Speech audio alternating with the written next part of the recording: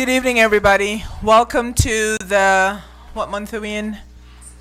March business meeting of the Beloit Board of Education. May I please have approval of the agenda? So moved. Second? I'll second. All in favor? Aye. Opposed? Okay. Ms. Klobuchar, would you lead us in the Pledge of Allegiance?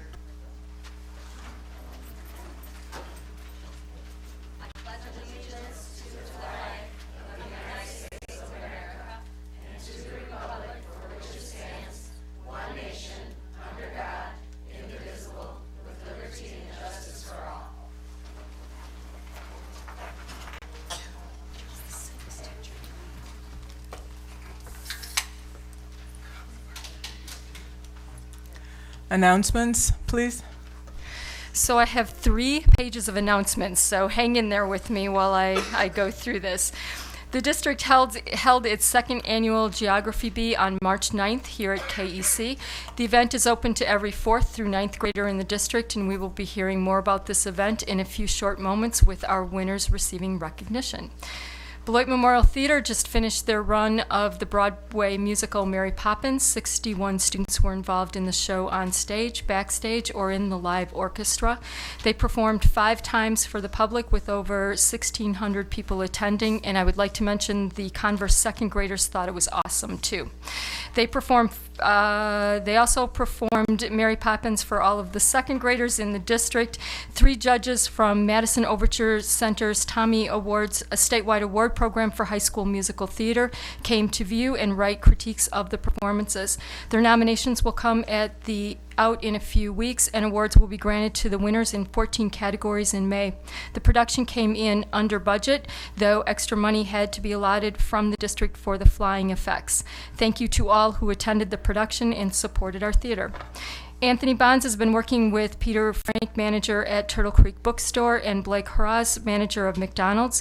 We received a matching grant to provide all 4K through 3rd grade students with a book and a treat from McDonald's. Staff from both stores and Ronald McDonald will present the books to students during an all-school assembly this week. BookQuest was held on Saturday, March 4th. 4th and 5th grade students participated in the annual BookQuest competition. We will be hearing more about this event in a few short moments with our winners also receiving recognition. HBCU is the annual tour that Regina Hendricks and Michelle Hendricks, Nora organized, which is Historically Black Colleges and Universities Student Tour. It will be held March 27th through April 4th with 22 BMHS students participating. This unique tour strives to stimulate an interest among selected students in attending one of the public or privately supported HBCUs.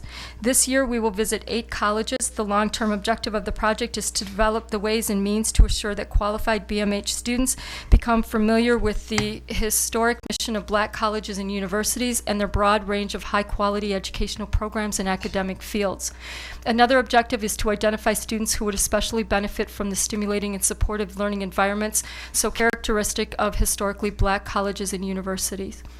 Rock County YWCA 42nd Annual Women of Distinction, Her Night to Shine, April 6, 2017 at 5:30 p.m. at Holiday Inn Express Janesville Conference Center. Our own Jen Papke was selected from the school district of Beloit. Woo-hoo! Congratulations, Jen. Converse was chosen by NBC News to be a part of their Good Morning Shout-Outs. We were videoed on Tuesday, March 14th, and will be on air on the following dates. First and 5K, March 30th, 2017, 4K on April 6th, 2017, second and third on April 4th, 2017. Times are 4:45 a.m. and 6:45 a.m. The new math materials that are under review are in the boardroom hallway. Please take a moment to come and review them at your leisure. 30 students from MEO, LULAC, and Latino Club, along with 10 students from the school district of Janesville, Bro, and SITS programs attended a Black History Tour in Washington, D.C., February 23rd through February 26th. Our group toured the National Museum of African American History and Culture Museum. We secured tickets to tour the U.S. Capitol through Speaker of the House Paul Ryan. Our trip also included a tour of the historically black college, Howard University. We also toured the United States Holocaust Museum. The monuments were a great part of our trip as well. As a follow-up to our trip, we will be doing a service project with Janesville School District organizations in the spring in order to continue to build bridges. The Miss Beloit and Miss Beloit Outstanding Teen Scholarship Pageant will be held March 25th, 2017 at Beloit Memorial High School. Tickets are available for $16. The competing girls from in-district are Miss Beloit Abby Miller, senior at BMHS, Miss Beloit Outstanding Teen, Gwen Anderson Karat, 8th grader at Cunningham Intermediate, Alexis Bell, sophomore at BMHS, Alyssa Crawford, junior at BMHS, Nicole Etham, junior at BMHS, Samantha Grand, junior at BMHS, and Lizzie Sage, sophomore at BMHS. Good luck to all of the contestants. About 120 students participated at the District Math 24 tournament in February. 45 students moved on to the Regional Math 24 tournament at UW-Madison in March. 17 School District of Beloit students received a trophy by placing in the top 6 at their grade level. Destination Imagination, 13 teams from the School District of Beloit competed at the Regional Destination Imagination Competition last Saturday. 5 of the teams, 1 from Aldridge, 3 from Fruzen, and 1 from Todd, will be moving on to the state competition in Stevens Point in April. The Fruzen Trilogy scored only 2 points behind the first place team. They were also the only team to receive the Da Vinci Award for creativity because they thought outside of the box and presented their 3 skits as one continuous story. Teams who move on from the state competition will compete at Globals in Knoxville, Tennessee in May. It is the largest celebration of student creativity in the world, including 45 states and 14 countries. Thank you. This concludes the March announcements. Thanks, Lori. Recognitions, please.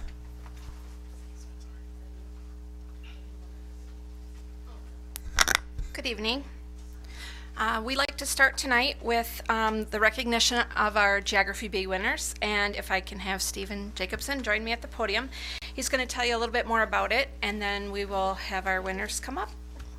No, you won't. We don't have any winners here. No? Okay. Yeah. Well, we have certificates for the winners. Yeah. All right, hi. Thanks for having me. Stephen Jacobson, Jenna Boggs. So 2 years ago, the 6th grade staff at McNeil called me up and said, we have a kid who loves geography. He won't do anything but talk about geography. I was like, awesome.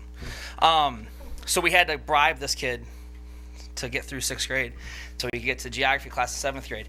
So I selfishly proposed in one of our PLCs that we start really looking at developing a geography bee so that all 4 intermediate schools, grades 4 through 8, could get involved, compete, because there's a lot for math. There's a lot going on for science with STEM. There's a lot for language arts in terms of essays, but not a whole lot for social studies. Everyone was on board. So last year we had over 800 kids take the online qualifying test, which is 40 multiple choice questions that we got from National Geographic. And then the top 25 from each school competed in the school-wide Geography Bee. And then the top 3 from each school came here, and we had our first annual Geography Bee last spring. And went well. So we continued on this year.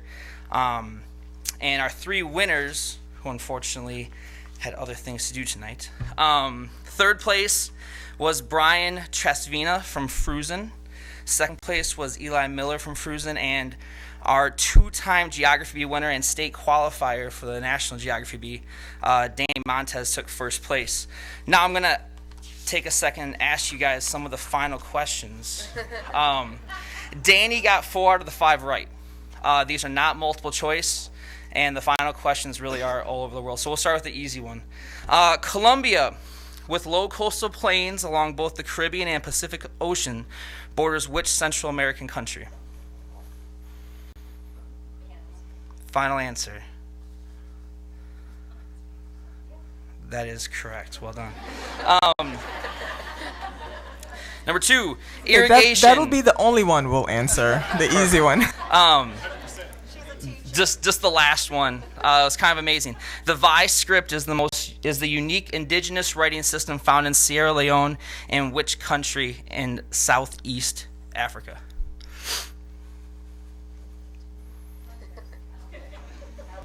At this point in the competition, Danny is giggling because he knows the answer and he can't wait to write it down. It's Liberia. So, as geography teacher, it's a lot of fun kind of doing things like this because we have some kids that love certain subjects. And when we get the opportunity to provide those kids with a chance to show their talents, like this is the kind of stuff that, teachers love to do, is allow kids, even if it's that one kid, his one shining moment, the chance to stand up and do his thing. One last thing I want to say, if you don't want to say anything. Yeah, good. You're good. Okay. Support. One of your teachers over at Aldridge, Kurt Henrich, and I attended a couple of WEGA, Wisconsin Geographic Alliance, conferences the last 2 years. And this fall, Kurt was actually recognized by National Geographic as one of their nationally certified educators. To my knowledge, there's maybe only 200 of us that are out there. And I don't know that he's been recognized. So I just want to make sure that it's known that you have staff that are working really hard outside of curricular hours to do those things. And I think Kurt needs a little bit of recognition for that. So.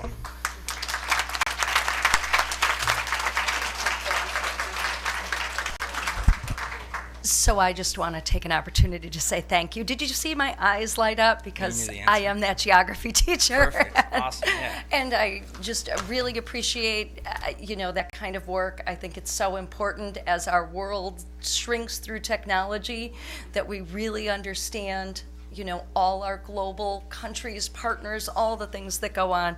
I get really kind of geared up about it. So thanks much, and keep up the good work. Sure.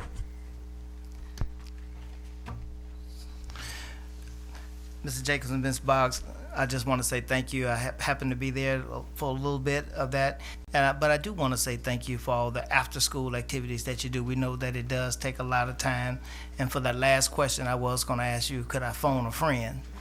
But we did have to make cell phones banned at the door when they walked in. So. but no electronic devices. But thank you very much, and congratulations to all the students and parents who supported that project. Thank you. They're going to make sure that the students get their certificates for us since they weren't able to make it tonight. So second on our list of recognitions,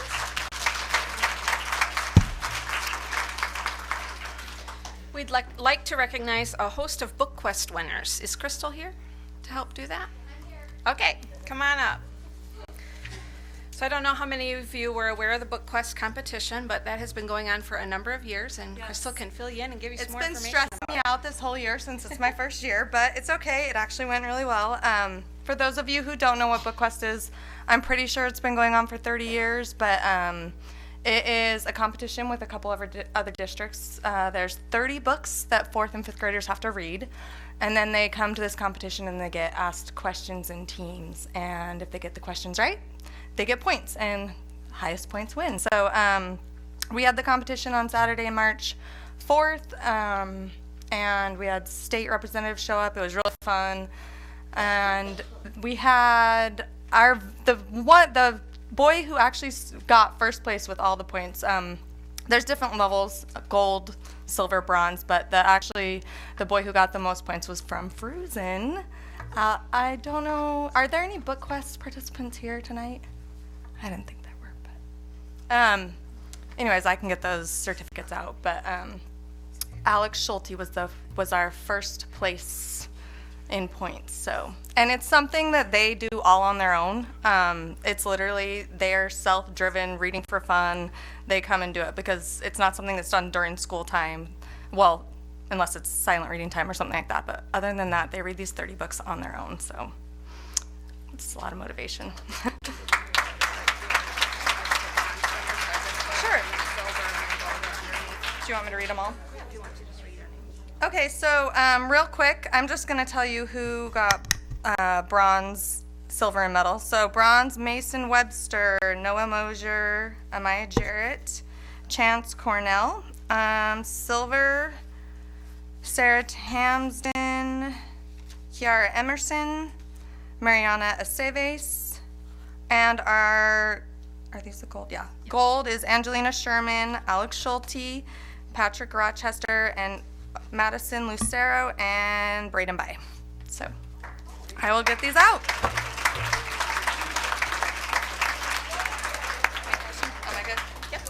Thank you. So, as someone whose kids both did BookQuest, I can't tell you how much I know I appreciate it as a parent, and going to the events and hearing them answer the questions and having them read that summer before is really Right. awesome. Yeah. So, for those of you who have not participated in this program, I strongly recommend it because the books are fabulous and the kids love it. They have a great time. Yeah, and they're provided, I mean, they don't have to be bought. We buy multiple copies just so that they can enjoy reading over the summer and everything too. And we do it with the public library, so it ends up being really fun.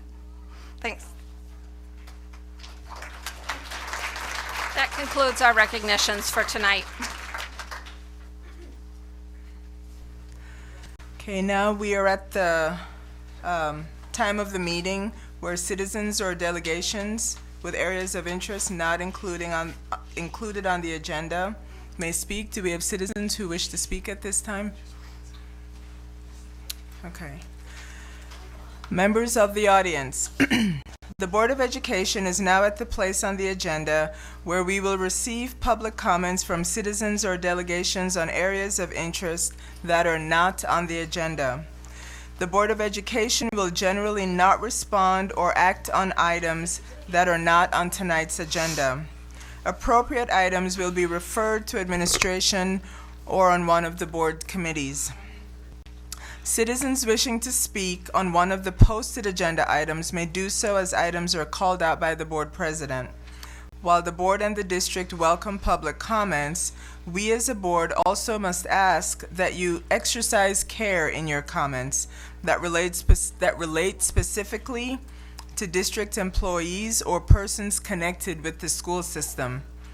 In order to protect the rights of these individuals and in the interest of complying with open meetings law on prior posting of items for consideration at the meeting, the board reserves the right to end comments on such topics. The use of specific names of district personnel may lead to legal liability on the part of the speaker. The board would also remind the public that the board has existing procedures in place to dispose of legitimate complaints against staff members and persons related to the system. Persons desiring to speak should come to the podium and give their name and address before beginning to speak. Each person is asked to speak no more than 3 minutes. And we have time cards up here, so we'll hold them up as you run out of time. Okay. Go ahead. My name is Kaya McDowell. I live at 1721 Morse Avenue. I'm speaking on regards of the Black History celebration that we had at Beloit Memorial. We wrote this poem for the Martin Luther King celebration. With everything going on in our society and school, we felt that it was essential to do a spoken word piece and use our voices to bring awareness of the truly heartfelt emotions and shocking views of our community. Our poem speaks the truth in so many ways and represents the youth as a whole. We were very much aware that our poem was controversial in one way or another. However, we did not expect the amount of disrespect we received after our presentation.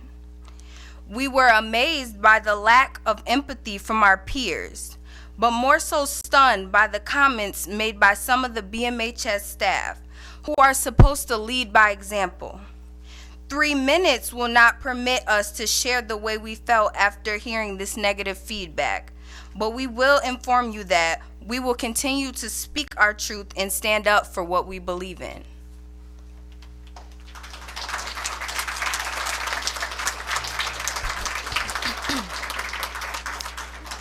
Hi, my name is Sydney Marshall, and I live at 706 Vernon. It feels like every time we do something to get ahead in our life or bring awareness, we get shut down. It is never good enough. People expect the Black History Assembly to just be singing, dancing, and some history about MLK or athletes. No one has a problem with those assemblies, but then feel uncomfortable or threatened when we speak about our struggles and pains. Last year, our assembly was about the Black Lives Matter movement, and we got tremendous criticism from the closed-minded.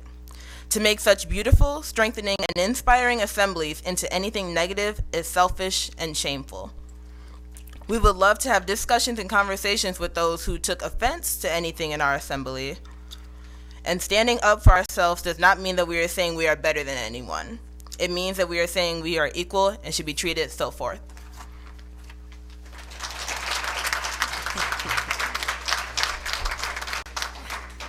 My name's Amina Crawford, and I live at 715 Kenwood Avenue. We are livid. You have to understand that our lives begin to end the day we become silent about things that matter. That was a piece from our poem at the assembly. Honestly, we are fed up. There are so many things that have happened to us that cannot be put into a few sentences. It's absolutely ridiculous that we were told about how multiple students left during the middle of assembly, students wanting to record our poem and I quote, show it to their parents so they could show you, the board, etc. Yet there is an option to opt out of assemblies if students may please. So for them to act so disrespectful and obnoxious is not okay. Where's the punishment for them? We are all the same and deserve the same kind of consideration. We cannot sit by idly and continue to let this kind of diminishing behavior progress. We feel like our school could be so much better and are hurt that we are feeling this way. We expected our BMHS counterparts to handle these types of situations better. We are completely outraged that we have to come to a board meeting and explain our First Amendment right in the first place.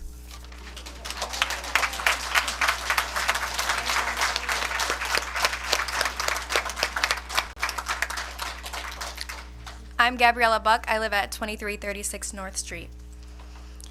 We would like to thank those who listened and heard our poem.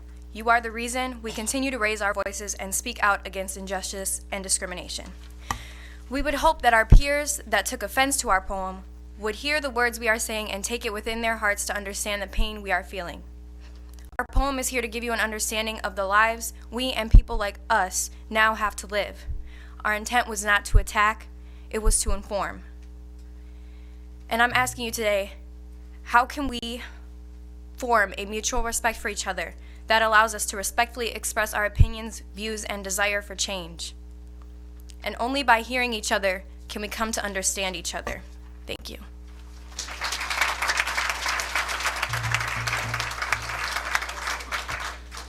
My name is Kaylin Ventus, and I live at, my address is 620 Bayless.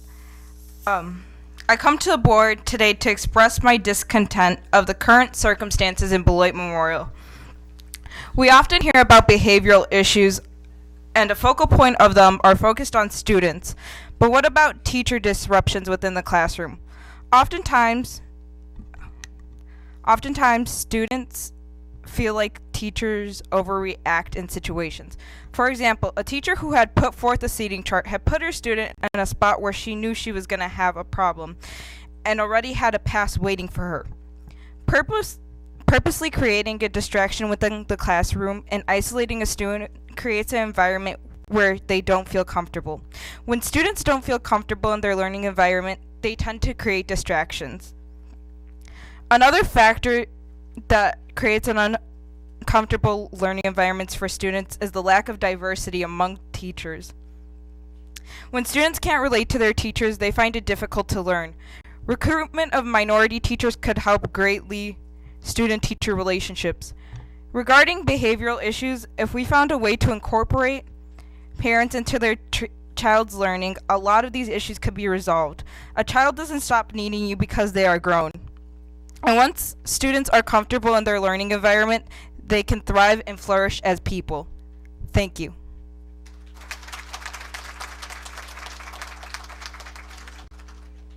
Hi, my name is Maisha Harris and I live in 941 Park Avenue. I wanted to bring to your attention the problems that we see at Memorial about Confederate flags being worn around. And I wanted to say that I feel like students who wear the flag they don't understand what it is, and they strike fear into black people. And sorry, I'm nervous. When students don't feel safe at school, they reach out for higher help, and it's common that nothing's done about the situation. And when this happens, we're allowing our school environment not to be productive for some, but productive for others. And I wanted to say that administration doesn't make it clear that things so offensive like this is not okay, and I feel stepped on continuously when things like this aren't dealt with. So, yeah.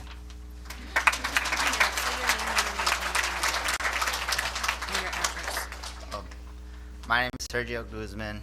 I live on 905 Highland Avenue, and I'd like to give my 3 minutes to VNA. Hi, my name is Vianney Giles, and I live on 847 Elm Street. A lot of bullying has been occurring recently, and many students feel attacked by others. Students have been expressing their political beliefs rudely, which makes it difficult for others to express or stand by their own beliefs. Also, especially in the current political state, students have made impolite remarks towards other students about claims the current president has made. For example, a student pretended to be the president and proceeded to harass students of Mexican descent and told them they were going to be deported. One of the students which was attacked had recently encountered a very similar situation in Washington, D.C. While on the MEO Black History Tour, experiencing this type of harassment in another city and coming back to such a diverse city and experiencing a similar thing really shocked the student. The student feels disgusted and offended that people aren't educated enough to know what hurts a person inside. And these types of remarks are unacceptable, especially when the harassment is based off a topic very serious to many. In addition, our classmates seem to think it's okay to say racial slurs to others, yet feel offended when they state their own opinion or try to educate them on the topic. This creates tension between students and could spark future mishaps. This bullying becomes more of a problem when it occurs in a classroom. Classmates become bystanders as things get heated. A teacher has the power to stop tension and clear the air, but sometimes a teacher is a bystander as well and pretends they can't hear what's going on in their own classroom. Why is that? Probably because a teacher is scared of their own students or doesn't want to involve themselves in a problem they don't know how to handle. If this isn't the case, then some teachers will be very strict in situations, and instead of addressing them, they drop the situation and leave one student feeling defenseless. A solution to this could be reinforming teachers how to handle classroom situations and giving students the adequate consequences pertaining to their actions. Also, teaching students to think before they speak and put themselves in their classmates' shoes. Thank you.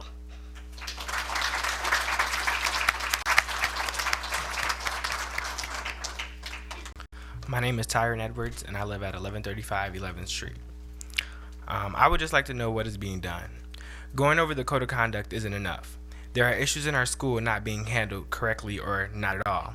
Also, we tell administrators that issues are going on, and we feel they just brush them off like these issues aren't important or the way we feel isn't important.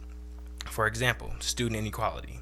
Certain students, such as minorities, get disciplined for certain things they do, but when another student, such as a Caucasian student, does the exact same thing, he or she does not get disciplined like a minority student would.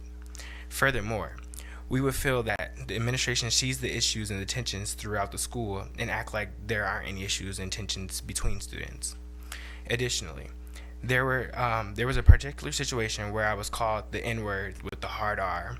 I reported the incident and I went to administration, and for something to actually be done, I had to go to Dr. Williams. So, thank you.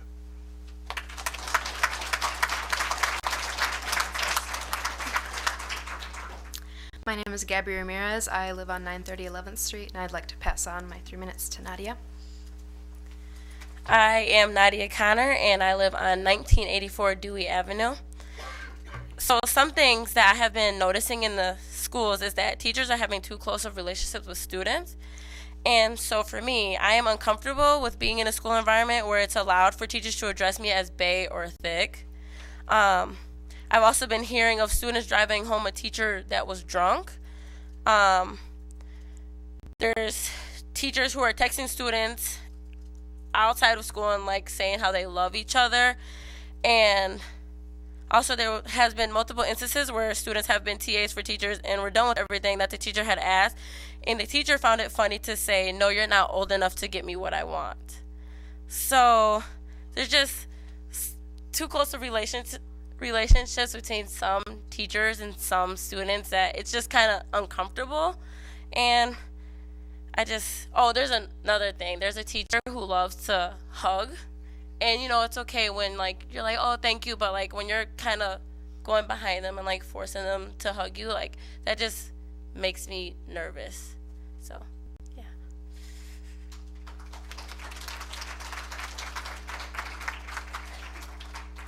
Hi, my name is Gene Daybeck. I'm at 618 Church Street, and I'd like to defer my minutes to Dr. Kendra Schiffman. My name is Dr. Kendra Schiffman. I live at 810 Chapin Street. And I wanted to make a statement in relation to some of the comments that have been made by Beloit residents in the last 2 board meetings and in other community forums, because I'm concerned that there's one perspective that is receiving more attention than others, even though it's not representative of the entire district.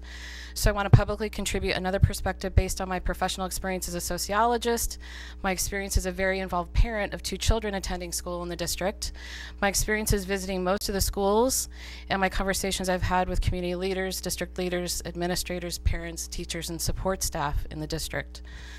I recognize that our district has real challenges. However, I do not agree that threats, the politics of fear, and comments driven by class and racial biases, whether it's unconscious or not, move us forward.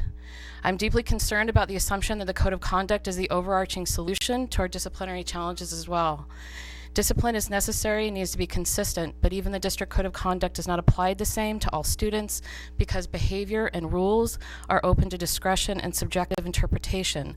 What one person may consider kids being kids may be interpreted as threatening by someone else. And those subjective interpretations and perceptions of behavior have been proven in study after study to be driven by racial and class biases, even for people with the best intentions, as students have talked about today. This needs to be more widely and publicly acknowledged going forward, and ignoring this, not talking about it, or pretending that it does not exist is irresponsible and does a disservice. Overreacting and using strict and punitive discipline or zero tolerance policies or criminalizing behaviors that are not criminal acts has also been proven ineffective for improving discipline, school climate, and achievement in study after study. More often than not, this approach leads to unfair over-punishment and over-surveillance of marginalized students, especially students of color, low-income students, and students with disabilities for similar behavior exhibited by other students who are not punished at all. These are systemic patterns that have existed in schools across the country, including in the school district of Beloit, according to district data. Given these patterns, our district has been trying to implement more fair disciplinary practices rather than having no discipline. And the Code of Conduct has always remained enforced. The idea that the policy is suddenly changed to allow teachers or students to be physically threatened by students with no consequences is a complete misrepresentation, and I wish that the board would give more public information and education about that. Instead, the message that has been communicated in multiple professional and public meetings by the assistant superintendent in the past year and a half has been to discipline more fairly, not to not discipline African American students. In addition, culturally responsive teaching and restorative practices that have been implemented over the last 2 years, which Superintendent Tom Johnson and the school board already approved, are best practices for creating a more equitable school environment based on a preponderance of research evidence. And I wish the board would reinforce that they are committed to equity. I'm saying some board members have done this effectively, but not all. Those who believe these practices eliminate consequences in the Code of Conduct are misinformed. These practices combine with the Code of Conduct to increase preventative measures, increase opportunities for students to learn how to change future behavior, and reduce excessively punitive practices that are not effective. It does not mean that they are fully in place, or that they are implemented perfectly or consistently, or that everyone is equally invested, skilled, or trained in practicing them, so we will need to work on making these policies and practices as effective as possible, providing the necessary support both in terms of resources, staff support, and community support, and giving an appropriate amount of time and effort for them to work. But there's no question that research shows that these practices, in addition to positive behavior interventions and supports, improve school climate, increase student learning, and provide more equitable discipline practices that aren't unnecessarily punitive. Board members who campaigned or are campaigning on closing the achievement gap should be the greatest supporters of these practices because they have also been proven to positively contribute to reducing the achievement gap. In addition to this public divisiveness and the lack of trust that others have brought up, I believe that one of the most important issues to address is that our teachers are being asked to do more and more with fewer resources, so their working conditions are becoming more difficult at the same time our students' needs are increasing. They're being asked to manage larger classes and more difficult behavioral issues. The research shows are on the rise across the country, not just here. But they don't always have the support they need and often do not have adequate training in classroom management from their educational programs to begin with. In terms of discipline, we need to continue to provide opportunities for teachers to communicate about their needs and challenges in productive ways, and listen to all teachers to more accurately identify where the greatest behavioral challenges lie, what supports they need the most, and share and reward the practices of teachers that are the most effective. My name is Shirley Williams. I live at 2170 Hayfield Lane here in Beloit, and I yield my 3 minutes to the current speaker. It's imperative that we treat teachers as the professionals that they are and prioritize supporting them in ways that they need so that their stress and frustration doesn't get misdirected to our students or others who are not to blame. But we also need to have expectations that they meet our students' needs without unequal treatment. As a community, instead of relying on hearsay, generalizing about the district as a whole from our limited individual experiences or from those of our limited social networks, or only talking about extreme cases with no context or time frame to generalize about the entire district, we need to thoughtfully examine accurate information from the entire district and look at it over time. It's irresponsible for anyone, especially those on the board, to accept broad sweeping generalizations about the district without examining accurate, verifiable data from the district as a whole. And it completely undermines our ability to make progress when we make generalizations about the district that aren't true. Unfairly attacking the 2 assistant superintendents or other district and school staff who have worked tirelessly to implement best practices and other changes in the district that the community has demanded does not communicate genuine concern and support of the district either, nor does it help us come together to address the real challenges our district faces. In order to move forward, we have to acknowledge that there are increased mental health needs without adequate or affordable services in our area to meet those needs. There's too little awareness on the part of some parents of the importance of early intervention, or a lack of acceptance of the necessity of recommended interventions. And parents have to work more and more hours for less pay that does not always allow them to meet the basic needs of their families. Most families need 2 full-time adult incomes to make ends meet, but don't have adequate or affordable childcare. But not all families have 2 full-time incomes or are able to find those jobs in this area, or the hours are not conducive to the routines of family and school life. And finally, there is a preponderance of evidence that of real, not imagined, and systemic class and racial barriers, and these are not excuses. Going forward, I appreciate a more productive and nuanced conversation that acknowledges these real factors that affect the lives of the students and families in our district and also across the country. These are the issues we need to work on as a community instead of threatening people and insisting our demands be met above all others, along with claims that there's no leadership, there's nothing being done, or that the district is going to fail before things get better. This completely disregards the actual leaders and staff that have been working hard to move the district forward, and undermines the policies and positive practices designed to make our schools more equitable, and it unfairly overshadows the positive things that are happening in our district. So I would like to ask if we are in fact truly committed to equity.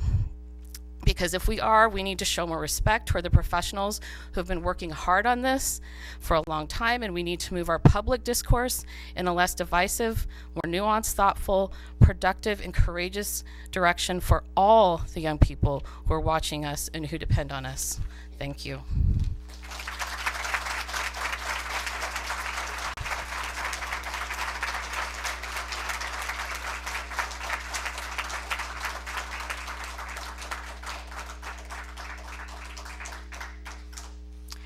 Good evening, my name is Daniel Borolski. I live at 1301 Chapin in Beloit. I'm the father of 2 children, the oldest of whom is enrolled at Todd Elementary, and I should say I couldn't be happier so far with his schooling. Much of what I'm going to have to say tonight has been said more eloquently elsewhere, but warrants repetition. Over the last few weeks, I have followed reports, many in the Beloit Daily News, about the open town hall meeting that took place a few weeks ago and the subsequent conversations that have occurred since. I'm troubled and disturbed by the tone of these reports, especially by their not-so-subtle racist underpinning. I'm proud to call Beloit my home and excited about raising my children here and enrolling them in our schools. The Beloit public schools have many, many things to be proud of in spite of the lack of support by our state government, who continues to siphon money away from our public education and belittle our teachers, and in spite of local newspapers whose coverage of the district can be read as little more than a smear campaign and an open endorsement of private schools where the parents are expected to pay thousands of dollars of tuition and serve very few. If I believed even half of what I read about the Beloit schools from local papers, I would picture a war zone, and we know this is hardly the case. This is not to deny that there aren't issues to address, one of the biggest ones being the challenges our exhausted and underpaid teachers face from an unsupportive community and government, but I couldn't imagine sending my kids anywhere else. I love the fact that my children are preparing for a global war by studying in a diverse community where their friends and teachers come from a range of cultures, ethnicities, races, and socioeconomic backgrounds. But being diverse is not enough. In the remaining time, I want to call out those members of the community, our board, and employees of our school district who dare suggest that the efforts by the school district to think critically about inclusivity and equity, and more important, to act on this thinking would in any way weaken our district. Indeed, there are two narratives of the last few weeks that have troubled me the most. First, I've read claims that because we are a diverse community, that there can't be racism, and this is plain nonsense. As a white male who attended racially diverse public schools in Virginia, I'm still, at the age of 42, coming to terms with my own white privilege and become more aware day after day that it is only those folk who do not face institutional racial discrimination who delude themselves into thinking that we live in a post-racist world. Addressing and thinking about how racism works takes effort, time, and self-awareness. I not only want my children to be surrounded by students, staff, and teachers of different backgrounds who are treated with respect, but also to be taught to recognize the unfair advantages that they have received by being white. Second, and more egregious, shame on those members of the community and our school district who imply in any way that the hiring of employees of color means that we are hiring less qualified employees. When have these same critics argued that we've hired less qualified staff only because they're white? The persistence of this narrative is proof that the efforts only recently started in our district to address inclusivity and restorative justice need to be increased and continued. Thank you for your time.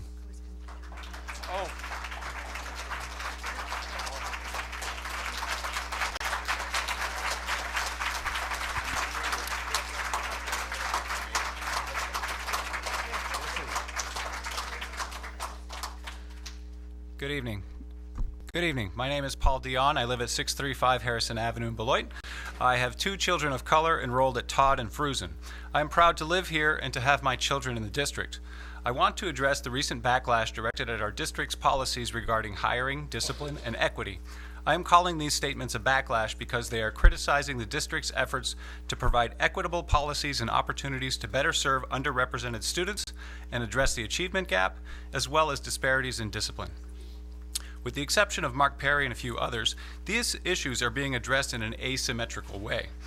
Rather than decry how disciplinary policies disproportionately affect students of color, the backlash focuses on how a perceived lack of classroom discipline hurts predominantly white students. Rather than question why our gifted and talented program is full of white and well-off students, the backlash demands students of color stop receiving special treatment. The backlash questions the performance of administrators of color, while none of the blame for long-standing district issues is directed towards our white superintendent who is missing in action. The backlash worries about retaining staff, yet scrutinizes the qualifications of staff of color. Do they think criticizing and questioning our staff of color will make them want to stay? Or do they only mean to retain staff who are white? The backlash makes claims that are not always based on fact. Many claims reveal implicit bias against people of color or outright racism. Okay, let me shift gears and share a story with you. My son at Todd was recently the victim of physical and emotional bullying from a classmate who was black. As I learned about this, I was of course concerned for my son's well-being. The teacher worked with the boys using the restorative justice process, which meant that instead of being expelled or facing some other harsh punishment, we are talking about 7-year-olds here, both boys were able to learn more about each other, about how their actions affected each other, and about what they should do to make things right. Over time, the bullying stopped. My son and his former tormentor are now friends. They play together because they are 7-year-old kids. Given the chance, children learn from their mistakes and they learn empathy. This process took time and effort, but the results were worth it. I encourage the board to invest in equitable policies. Equity, not equality, offers our best hope to reduce the achievement gap. A so-called colorblind approach. You can have my minutes. I think you have to say your name. I'm Kathy Johnson, and I'm giving him my minutes. Thank you. A so-called colorblind approach does not work. and it will never work. We are a racially diverse community with a racially diverse student body, and our staff should also reflect that. Students of color need teachers and role models who look like them. They benefit from people who share their experiences. Our white students and staff also have much to learn from classmates and colleagues of color. Creating equitable opportunities also makes this district more attractive, as it helps prepare students for our increasingly diverse world. Your words and deeds set the tone for the school district. I urge you to stand against the backlash. Our district has only begun to implement equitable policies. That work takes time. Be patient. Provide the leadership and the supports needed to continue this work. Be brave enough to stand above the fray and do the right thing for our students. Thank you.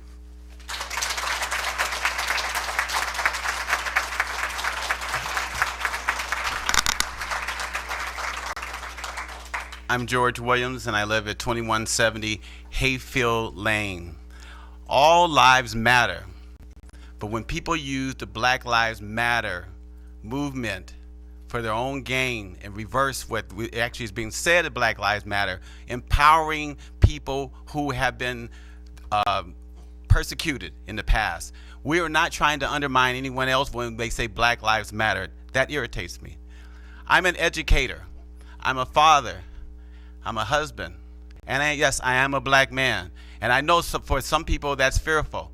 But if you look at me as a black man and as a father and as two young people, my son and my daughter went through the Beloit School District. This is what really saddens me. My son is in his first year of law school. My daughter is at a very good college. I'm not saying it to brag. I'm saying, if I am saying it to brag, I'm saying it to brag on the Beloit School District. So when I hear divisive language, kicking people out, I was speaking to a student, and that's one of the things we don't do enough of, is to listen to the young people. Well, I was talking to a young person, and I said to this young person, what will happen if people are kicked out of school?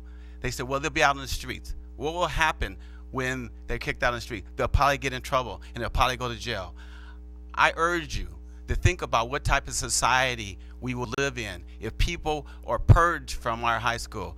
Yes, I know people are very emotional right now, and I know people care about their children, and I care about all children. I've educated children from 6 years old to 22 years old, and one of the things I know about people want an opportunity, and when people see other people getting opportunities that they don't have, then people get upset. So as educators, we have to see that. We have to acknowledge that. And one of the things, 18 years ago, we came to this community, and one of the strengths of this community was the diversity. That's one of the things that my wife and I saw. And now it seems like diversity is being treated as something that's a negative. No, we have white colleagues on the Beloit College campus who say they want their kids, like Daniel just said, they want their kids in this environment because they know it's going to empower them. So I urge the board, as it was said just before me, don't feed into the backlash. Everybody wants the best for their kids. And the only way we can do that is working together, finding solutions. It's going to be difficult, but it's done before and it can be done again. So I urge you to search out those solutions and not to give into negativity. Thank you.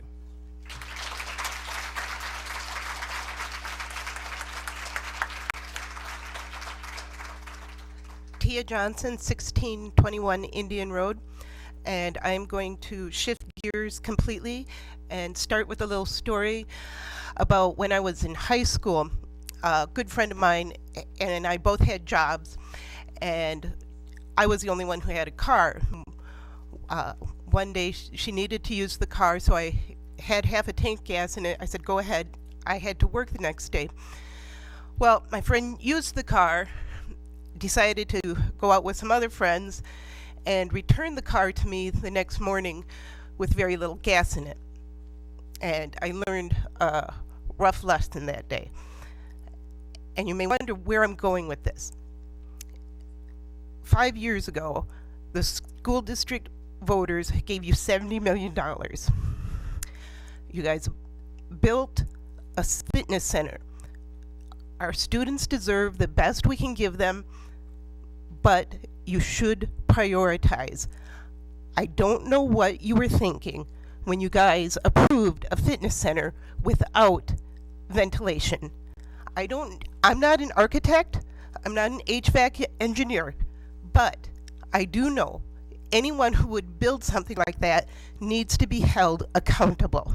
I am now going to hold you accountable to do the right thing and go after them and not spend $500,000 of taxpayers' money when we need more teachers. Thank you.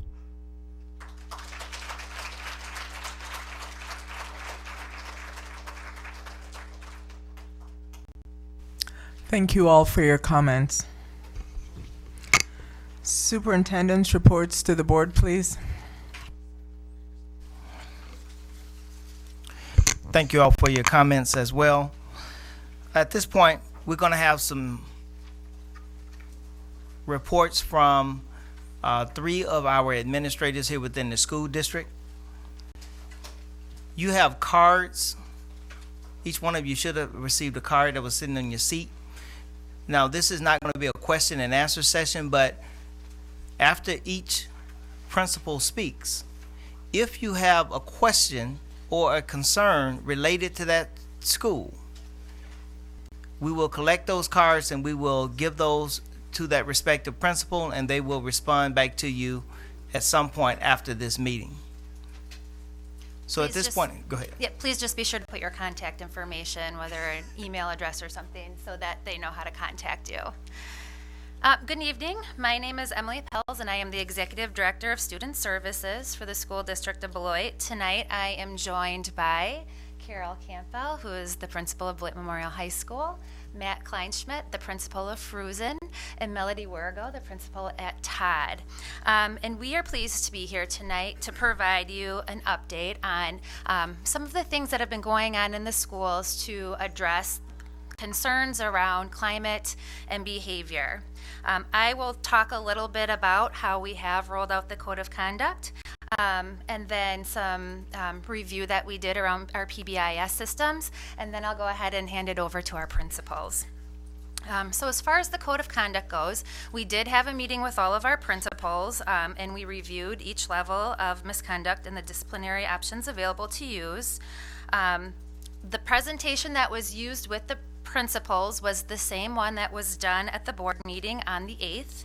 And the same presentation was used at all levels so that we could be sure to implement the same message around the district. All schools had staff and student meetings, and all staff and students were asked to sign an acknowledgement form.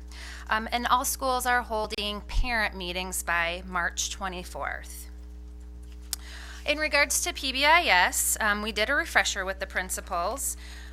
We had an overview that emphasized that all schools will have clearly defined expectations for students and staff, that there be clear procedures for teacher versus office managed referrals, ensuring that there are interventions and supports at all levels to address a variety of needs.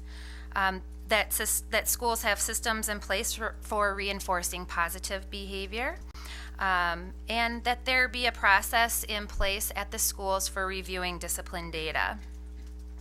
And then the principals took the opportunity to also review their PBIS expectations at their meetings at the school level. So now I'm going to go ahead and invite Carol up, and she's going to talk to you about things going on at Beloit Memorial High School. Thank you, Emily, and good evening, board. Good evening, students, staff, and community members. BMHS, the home of the Purple Knights, right? Doesn't get any better than that. We currently have 1,700 plus students at Beloit Memorial. So as we go through some of the things that we're working on, please keep that in mind. We're a small city at Beloit Memorial. So at the high school, we are working diligently, all of us, to address some of the needs of our students through PBIS incentives. That's one of the ways that we're working on things at the high school. Being respectful, making good choices, honoring yourself and others, and staying safe for the BMHS. We do this through PBIS morning announcements, drawings, United Slips, for both students and staff, and our morning show on Fridays, where we emphasize some of these things that we're working on for the PBIS. The PBIS team of adults meet every other week, and they go through data on a monthly basis. 2 to 3 times a week, I get on the morning announcements and I try to give a positive boost to students. I like to use quotes, and so choosing different quotes, always ending in be kind, be true, and do the right thing, right? Okay, they know it. Also, always having reminders of doing their best. One of the things I think sometimes students come to the high school, they don't realize that their grade stays on their transcript. Whatever they do and becomes a grade, that goes on with them forever. And so whether you're going to college, you're going to, go into the workforce, or you're going into the military, wherever you go, that stays with you, and to do their best. Just like now, it's the end of term 3, and so we get on and we talk about, making sure you go in, check your grades, things like that. So always little reminders. Advisory Wednesdays is another opportunity to do the PBIS, making connections, creating or going through their career plans, their academic and career plans. And it also gives some teachers an opportunity to do the restorative practice circles. Some people are more comfortable than others. At this point, we have over 80% of the staff trained at the high school in restorative practices. It is new to the high school, and so although there's been, a multi-level of implementation, that's what you see there too, multi-level of implementation. So we're getting there. The Code of Conduct was recently reviewed with all students. It was reviewed with the staff as well, all staff, even staff that are not there the full day. They were paid to come in so that everybody is on the same page. Expo night tonight, we had a session on the Code of Conduct and PBIS so that the parents could come in and have 2 opportunities tonight to do that as well. Like I said, we have 80% of the staff now trained in restorative practices, and Jen Papke is working very hard to get them all trained. Restorative practices has been used. We're trying to systemize it, though. We have so many different things going on that we're trying to make it all come together in an organized fashion so that things can move forward. So we have PBIS, we have the trauma-informed practices, we have mental health grant that we're involved in this year, and then restorative practices and other things that we do. So with all these many different pieces, we want to bring it together, and how do we move forward with all of that in a systemized fashion. We have continuous communication with staff. I do a nightlife every week, email all the time, conversations in the hallways as much as we can to review expectations for staff and also for students. The hallway and building expectations are weekly in that nightlife and announced on the morning announcements as well. Hallways are to be clear. We've cleaned the hallways up in between classes. You will see very few, if not any, students working in the hallways in between. Yes, we have a 5-minute passing time. We have a 2-minute warning bell, and we're out there trying to move people along. And students, also are trying to help move others along as well. So teachers have also been asked to be out there. If you're moving into a prep, please take 10 minutes, the first 10 minutes of your prep time, and help students get to where they need to be. I often foreshadow on the radio also, so administrators, it's passing time in 5 minutes, so that whatever they're working on, they can wrap up for the moment. They can go back, but please wrap it up so that you're out in the hallways and you're helping out with students. Student services, they meet with our individual high needs, students with high needs, mostly on an individual basis. Our counselors are very involved with student academic scheduling and planning, and we only have 1 social worker and 1 school psychologist at the high school. So our student services, we use them as much as we can, but their time is limited with helping. Although, like I said, the high needs pieces, the suicidal risk assessments, the violence risk assessments, McKinney-Vento, all of those get top priority with our student service staff. When not in a classroom, our permanent building subs are also in the hallways, so they, you know, if they have a prep or even just regular subs in the building, if they have a prep time, we give them a place to be so they can all be helping out. The majority of us, I'm moving on. I think I said some of this already before. Our school-based health clinic also has been very instrumental in providing services to students. Of course, we need more. We have a couple of empty rooms in there. It would be great for those rooms to get filled up. We have student-led groups, which have been very instrumental in the building for supporting each other. We have the Accept, Include, and Understand Me group. We have the GSA group, Link Crew, our MEO students. I mean, all of our student groups help one another in one way or another. And I am going to talk a little bit about the AIU in just a minute. I wanted to say that our everyday challenges are basically getting to school on time, getting to class on time, and cell phones and iPads. Those are the things that we're working on, and we are always in the process of trying to figure out what is going to work and what is not. We had only 67% of the 67% of the students have no referrals at all. We have 23% of the students at the high school who only had one referral, which could be a tardy, okay, because that also goes in.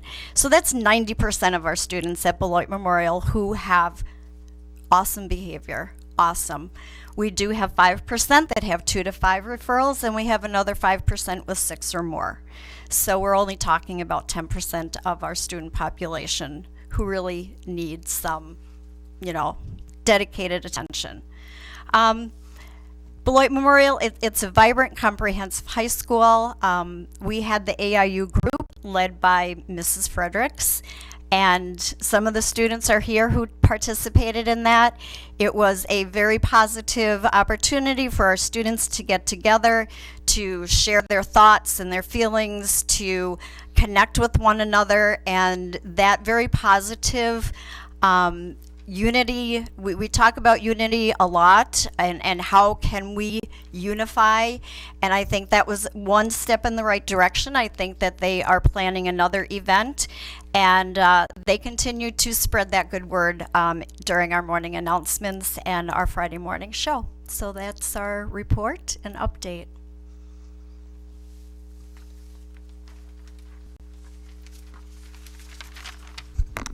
I'm a little taller than that, sorry. I'll move it back down, don't worry, Carol. So my name is Matt Kleinschmidt. I'm the principal at Frusen Intermediate School. Frusen, we have about 592 students. We service students in grades 4 through 8. That includes an EBD program for students that are in grades 4 through 8, so for students that have emotional behavior disorders, and things of that nature, students that need that extra level of support. Our students come from a variety of our racial and ethnic backgrounds. 35% of our student population is Latino, 21% is African American, 36% are Caucasian, 5% identify as more than one race, and we have less than 3% that make up our American Indian, Asian, or Pacific Islander. We have a CLC program, or a Community Learning Center program, that provides wraparound services for our students before school and after school. That service starts at 7:15 in the morning and goes until 5:30 or whenever they all get picked up at night. So this includes enrichment, homework opportunities provided by teachers, and it also provides some supervision provided by the State Line Boys and Girls Club, both before and after school. So we're trying to provide those services for parents that need that opportunity. The work day is more than what the school day is at times, so trying to accommodate that. From a discipline standpoint, we are a PBIS school, so Positive Behavior Interventions in Sports. Our logo, if you will, is PRIDE, P-R-I-D-E, that Frusen Pride. PRIDE stands for preparation and safety, respect, integrity, dependability, and excellence.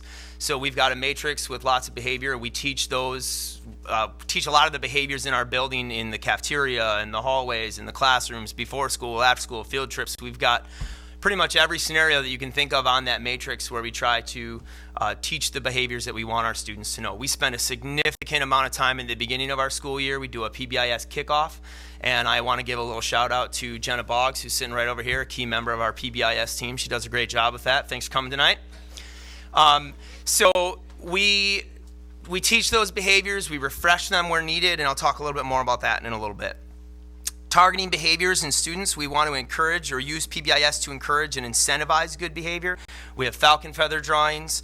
We do assemblies, and if you've never been to a Fruzen assembly, you are missing out, because there's nothing like dragging your colleagues across the floor in a bed sheet that stands for a good time. So we have a lot of fun at our assemblies, and I think the students love them, so it's a great time. And based on the ringing in my ears when we're done, they had a good time. So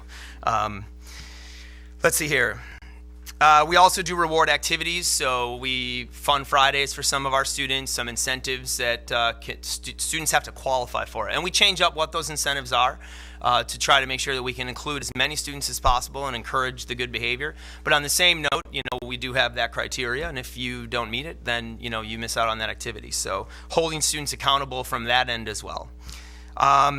We use our advisories to deliver a lot of these behavior lessons. Every morning, students have advisory during which they eat their breakfast, and we go through some cool tool lessons, which are PBIS lessons, how to behave and how to treat students, how to treat one another.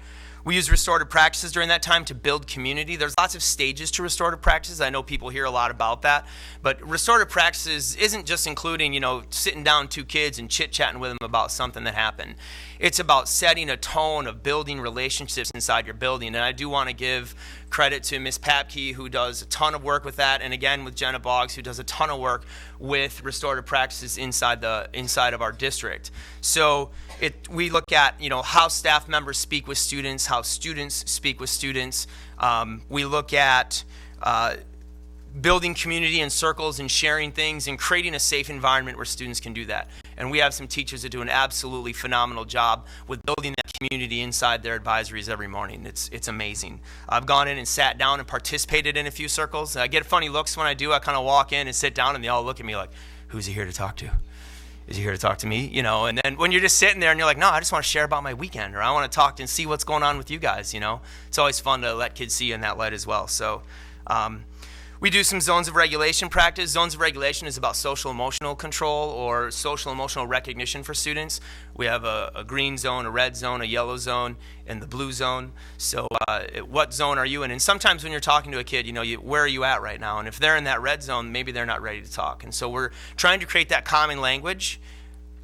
I'm sorry, Mr. Kleinschmidt. I need to make a quick announcement. Yeah, sure. So there are cars in the parking lot that are parked illegally, and they're blocking other people from leaving. So if you know that you parked in a place where you shouldn't have, and you may be blocking somebody else, if you just zip out and move your car, that'll be great. Sorry. I'll be right back. No, I'm just kidding. I'm legally parked. I'm good. So okay. So I couldn't resist. I'm sorry. So we use those zones of regulation. It's funny because I had a student who came into my office one time. It was kind of heated. He sat down and we're kind of chit-chatting, and I start prompting him with some questions like, hey, talk to me. And he just looked at me and he said, I'm in the red zone.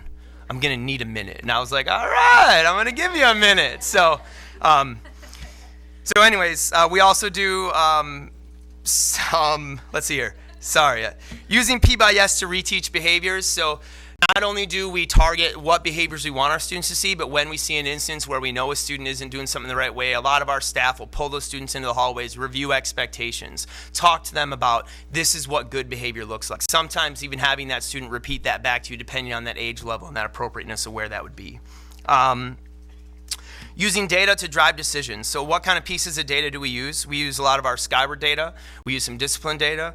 We have grade level teams that sometimes can anecdotally identify a student before they get to that point of 5, 6, 7 discipline referrals. So we try to be proactive from that approach to pull some of those kids and talk to them about that. We have a SIT referral or a student intervention team referral process to assess academic, discipline, social, emotional needs, and that's a lot of, we all have that in place. But we use check-in, check-out process for lots of our students. We give them one adult that they can check in with in the morning when they first get to school. We've got one counselor's office. If you walk in her office in the morning, there's not room for everybody that, she's in there, she's working with those kids. It's amazing to see the relationships that they're able to build. And, every now and again, we'll have a conversation or you'll overhear, what student had trouble? And you can tell the counselor that has that check-in, check-out because they hear that kid's name and they go, what happened? I'll check in with them. We'll talk about that tonight when they go to leave. So to see that support that a lot of those people are providing is amazing. We have some small groups dealing with social behavior, so we've asked teachers to identify students. We sometimes identify them through the SIT process, where we'll have a girls group to talk about drama, if you will, or we'll have a boys group to talk about their drama, if you will, and we've got a grief group for students that have experienced grief recently, so, you know, to help some of those students in those kinds of situations as well. Some of our student programs, we have some students that mentor other students, so we pair up some of our older students that set a great example, have them work with some students that need a great example set for them. They do some reading activities. We work with the staff to schedule out some activities and make time for them throughout their day to get them together and let students see what good behavior looks like and see their peers doing it, their peers who look like them, who talk like them, some of those kinds of things. So we've got some awesome students. You'll see them occasionally. I'll go upstairs and just kind of see them sitting in the hallway, and it's just great to see those kids sitting there and working together and providing them a space and an opportunity to work with each other. So we've been doing some hallway sweeps to make sure that students understand they need to be, as Doc would say, on time, on task, and on a mission. So we're working with a lot of our students with that. Some of our other student groups that we have a student MEO, student GSA. We've got a great dance team. If you've been to one of our basketball games, they do a phenomenal job. And give credit to Miss Presley, who does a great job working with those students, setting expectations for them, you know, making them raise the bar, not just in the classroom and not just in the rehearsal or on the dance floor, but also in the classroom. So increasing communication as we work with teachers, that's something that we're really trying to work on, and involving them in that process and talking to them more about, give me a better picture of what happened or what's going on with this situation, or what are some students that we can reward, and trying to pull in students. We had a Black History Month assembly, and at the end of our assembly, we had every single staff member, whoever it was in our building, it didn't matter if they were a teacher, a para, a principal, a lunch staff. I extended that invitation to everyone to nominate a student for a leadership award based on our points of pride. And it was absolutely amazing to see 50 kids all getting recognized. It was one of the best days I've ever had at school, was that Black History Month assembly. And I want to give credit to Miss Brown Clarity for doing an absolutely amazing job in putting that together, and to all my staff for coming together and making that a great experience. So we use restorative practices to harm done as well as resolve conflict in addition to consequences. We try not to use them to take the place of. There are some times where it may be appropriate, where that conversation is there, but oftentimes, you know, it's one thing to say, well, I talked to the kid about their behavior, but to have two students sit down and talk, and if I can take just 1 second, we had more than a second, but we had a significant event that happened inside of our school between two individuals. There was an altercation between the two of them, and there was a lot of concern from their parents and from some staff members as these two came back to school, like, what's going to happen next? What's going to happen next? So we, as a staff, we contacted the parents, we contacted the families, and we said, we have to sit down and we have to talk about this. This has to get kind of ironed out before we just push it back to come back together. And I'll tell you what, I was really nervous going into that meeting. I hadn't done one to this extent, in a restorative conference to this extent with those individuals. We had a team of people that had all been trained in restorative practices, which is pretty much our entire staff, with a few exceptions of individuals that have entered the building since we did our training. But those two young men and their parents sat down, and the conversation that took place at that table was nothing short of amazing, all right? It was like everything that I wanted to say I didn't have to say, because through the process, they said it to one another. And when the process ended, it was a handshake. We talked about what happened, what led up to it, what they were thinking at the time, how we were going to move forward. And the two of them proposed these solutions. The two of them thought about what's going to happen when other kids see you, and what's going to happen when this happens. And the plan that they put together was absolutely amazing, and knock on wood, we've never had another incident between those two individual students. They've been done a fantastic job of coming back together and working to resolve that situation. So, and that was, you know, in addition to whatever else may have happened to them as a result of that. So, we work with some community agencies to provide mental health services and different services, refer out to, including the Boys and Girls Club that we work with, to provide care for our students. One thing that I've been really trying to focus on recently in our building is just focusing on dealing with the issues that are there. By no means am I ever going to stand in front of anyone and say that a school doesn't have issues. No matter what, no matter where you go, no matter who you're working with, you're going to see that. But the thing that this was eye-opening for me was when we did our code of conduct meetings with our students, we did them by grade level, and I asked a lot of those students, I said, I want you to raise your hand if you think that we have more students that have a referral than that don't have a referral. And the number of hands when it went in the air, I saw it and I went, oh my gosh, we have to get these kids to see the great things that are happening and how great their school is here at Frusen Intermediate. Because when we ran the numbers, 76% of our students do not have a single referral. When we ran the numbers further, 9% of our student body have only one referral, all right? So when we looked at where do most of our referrals come from, 5% of our student body accounted for approximately 61% of our referrals. So, you know, when we looked at some of that data, it was the majority of our students are doing the right thing, and the majority of our students are in the right place at the right time. So again, not to discount anything else that's happening, because we're always trying to deal with those things, but when I said that to our students, when I said, you're wrong, guys, because a lot of them had their hands in the air.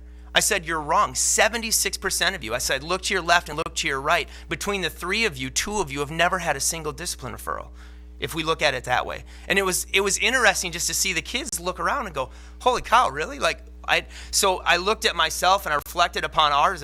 We have to work on sharing more of that with our students and getting them to see the greatness that's inside them. And so we took those code of conduct meetings and we not only talked to them about this is the code and this is what this means and this is what consequences would be and this is what leads up to that, but we also talked about thank you for those of you, the 76% that don't have a single discipline referral. Thank you to those of you, the 76%, that make your school a better place. And our attempt as we finish out this school year is to empower those students that make our building an absolutely awesome place to be, because it is. And I'm proud to be a Frusen Falcon.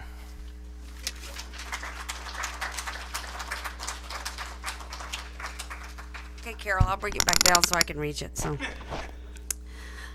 Melody, we're GoPro Split Tide. I have to say, as of today, we have 526 students at my building. That changes daily. We serve 3-year-olds all the way up through 3rd grade in my building. It's interesting over the last 5 years how the dynamics have changed at Todd, because in 2011, we had 340 students. So we've added almost 200 more students in the last 5 years. And that's due to a lot of hard work from staff and reaching out to the community and really marketing our school and the things that we're doing well there. We have a before and after school program. I'll give credit to Mrs. Fuentes over in the corner. She's there every morning about 6:30. She's on the curb waving at those students, bringing them into the gym. She welcomes them in. They do before school activities. She gets their day started off in a very positive way. And we have about 75 students that come around 7 every morning. We have after school care that goes till 5 if they get picked up. If they don't, then we're there till they get picked up. We also have on-site child care from the YMCA and the Boys and Girls Club that's there till 6 o'clock for those families that need additional services. So we have a lot of things going on at Tide. Our staff has really embraced the last couple years looking at this whole cultural proficiency and how we can address some of the many needs that we have in our building. We have a nice diverse group of students. We have about 22% of our kids that are Hispanic, about 18% that are African American, and about 42% that are Caucasian. And then we have other students that identify with more than one race, and we have other students that are just small minorities like Asian, Pacific Islanders. We service kids that come from the college, so we get a diverse group of kids that come from that area. So it's nice to see the different faces that work together in our building and how kids do. One thing I see at that level is that kids, unless we make them aware of the differences, they don't always see it at that age. Because 5 and 6-year-olds just like to play with each other. Unless they're coming with them implicit biases from home, they don't see the differences at that point. We're lucky enough since I've been there for 5 years, we've worked really hard to make sure everybody in my building is tribes trained, because one of the things is we want to build that community and build those partnerships in our building with our students. And I would say that unless we got a few new staff members that have come in this year, everyone is tribes trained. Almost everyone in my building is restorative practices trained. I've worked with Jim Papke to make sure that most of them are trained, and we use that not only to build that community in our classrooms, but also when there's a need to solve problems on a minor basis. 5, 6, and 7-year-olds, they're really good problem solvers if you give them a chance to work together and do that. So you just have to set up the arena for them to do it. We are really lucky because we were selected to be part of the state mental health project, and so we've had the opportunity this year to go through the trauma sensitive care training modules through DPI, which has brought a whole new perspective to our staff as to how to respond to kids in a different way and give us opportunities to explore options of kids that are bringing a lot of baggage to school some days. So that's been a really positive for us. It's given us a lot of opportunity to reflect on just how we react to kids. Are there different ways that we can respond to students? Internally, we have a staff member that's doing love and logic training. You need me to stop? Okay, so there's still a car blocking somewhat. So it's an Audi, license plate 649ZBN. We wish we had that car. Okay, you're fine. So we do have a staff member that's been going through love and logic training internally as part of our staff development, which is a whole nother way of talking to kids and responding to kids. We have our guidance counselor that works with our teachers to do second step. They've gone through all the second step lessons at this point, so now we're reteaching those lessons as we deem necessary. If a problem arises, we go back and pull out the second step lessons. We also have started zones of regulation, and Matt talked a lot about the zones, and we're really in the infancy stages with that. We're introducing it to our students, talking about their different emotions.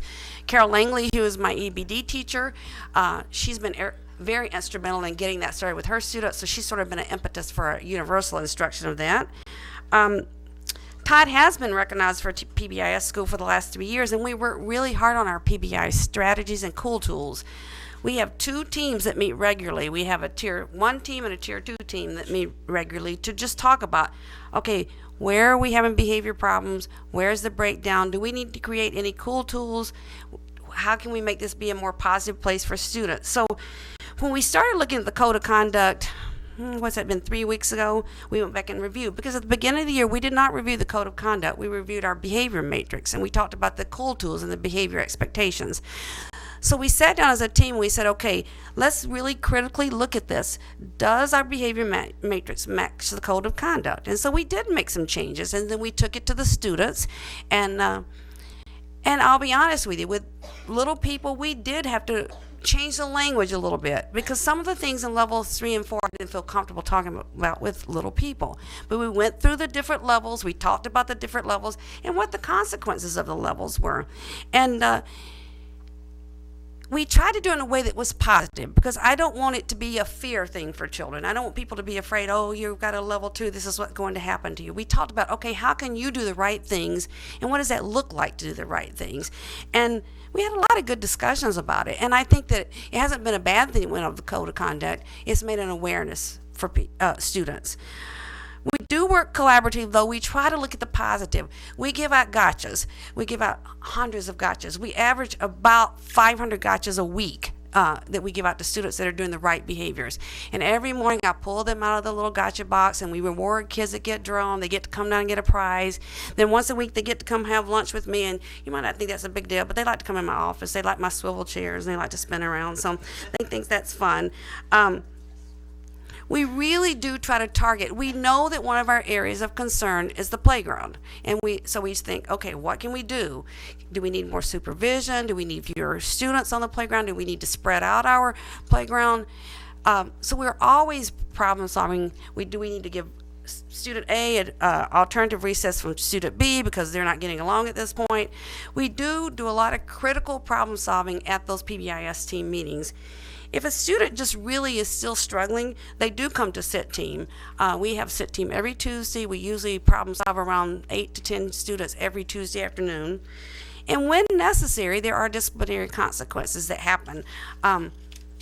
Like I have like 2 binders about this big of, we start with think sheets or problem solves, and then we go to the discipline referral if we need to. Matt talked a lot about this, though. We have, as I said, 526 students. And we dug through the data, and we have 28 students in our building that have had more than 6 referrals this year. And some of those are our most needy students. They may be coming from our emotionally disturbed classroom. They may be coming from some of our students that are struggling for various reasons. They may be homeless students. They may be victims of something happened at their home the night before. There's just a lot of reasons, but 28 out of 526 kids have 6 more referrals. We have 35 students that have had 2 to 5, and we have 30 that have only had 1. So 433 of our students have not had a single referral this year, which if you figure out the percentages, that's 82% of our students. And when we think about our universal instruction and the whole tiered system, we want to make sure that at least our universal instruction is meeting 80% of our kids. So we're doing pretty well with that. We're not going to say that we don't have issues. We do. And those students that are rising to the level tier 2, we've got check-in and check-out working with some of those students. We've got a guidance counselor that spends a lot of her time just trying to do preventative measures with students. We have SAG groups. We call them SAG groups. Matt talked a little about those. We have grief groups. We have just friendship groups. We have a group right now for little kids that are just working on some anger management issues. They're like 15 or 20 minutes a week. They work with the counselor and the psychologist. Would I tell you that we have enough? We probably need more people services staff to be able to meet the needs, because sometimes I think we are reactive instead of preventative, and that's what we're aiming to do, is be preventative. A couple things that have happened recently. We did buy additional walkie-talkies because there was a concern that because Todd is so large that many times something would be happening on the north end of the building that someone might not know about on the south end of a building. So thanks to Mr. Bonds, he gave us some money to get some additional walkie-talkies. So now I have 2 lead teachers that have walkie-talkies, my school psychologist and my pupil service person, and Mrs. Langley have walkie-talkies. So at least we can communicate with each other. If there's a problem that's occurring in the kindergarten hallway, we can say, okay, I've got this one, you can take another problem, or you can deal with this at this point. So that's been helpful. We've worked really hard to come up with some alternative placement classrooms for students just so we can keep them in school. If, for example, today we had a couple kids that had issue in music for whatever reason. They were just, and so we just gave them another place to work for that 30 minutes. You know, they were disruptive, but it probably wasn't something that warranted them being sent home. So we gave them another place to work, we gave them a job to do, and they transitioned back into class. We know we have some things to work on. One of the goals that we talked about is how to have a seamless communication with staff about when there is a discipline referral and how they're notified of the consequences immediately. I will be perfectly honest with you. Sometimes in a day, there's so many things coming at me that by the time I get to the end of the day, I'm just like, okay, I need to deal with this one, I need to deal with this one. And so I have to work on getting that communication back to staff in a seamless manner. We've also, staff wanted to try doing Dojo. Well, we haven't done that yet because that's another way to communicate with families. If you have have a cell phone, anything, you get constant communication about your child's behavior. So we've started implementing that the last few weeks. We continue to work with the Juvenile Diversion Project, which is another initiative we're working with. We're working with Crisis Intervention. We work with Family Ties, and we work with Crossroads and Mercy to be able to offer some alternatives to those students that are really struggling. I do think that as a whole, we're doing a lot of good things at Todd.